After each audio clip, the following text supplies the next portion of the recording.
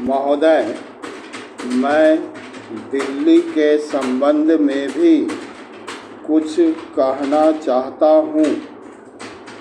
अब दिल्ली चूँकि केंद्र शासित क्षेत्र है और दिल्ली को केंद्र शासित क्षेत्र माना गया है, तो स्वभावतः दिल्ली वालों को यह आशा थी कि केंद्र से शासित होने से यहाँ पर उन्नति होगी और यहाँ के लोगों को कुछ सुविधा मिलेगी, संतोष प्राप्त होगा।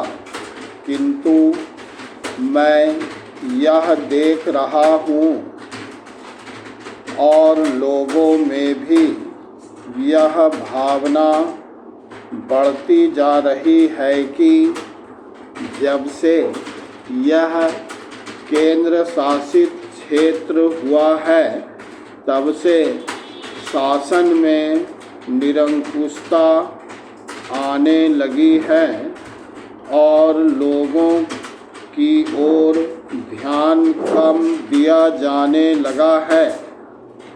इसलिए मैं यह कहना चाहता हूँ कि दिल्ली प्रशासन के पुनर्गठन के ऊपर पुनः जोर दिया जाना चाहिए और हो सके तो उसके लिए एक समिति बैठा दी जाए और उसके लिए सोचा जाए कि दिल्ली का प्रशासन किस तरह का होना चाहिए।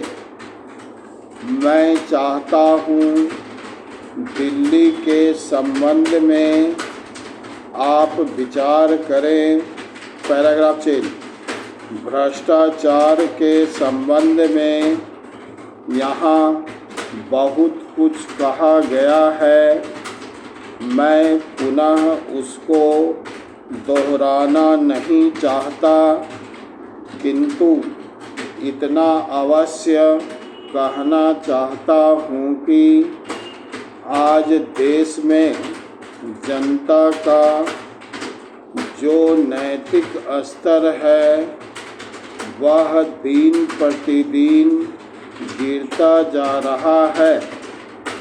सरकार को यह सोचना चाहिए कि उनका वह नैतिक स्तर किस प्रकार उठाया जाए और किस तरह से लोगों की भावनाएं बदली जाएं, किस तरह से लोगों में अनुशासन रह सके, उसके लिए सोचना अत्यंत आवश्यक है।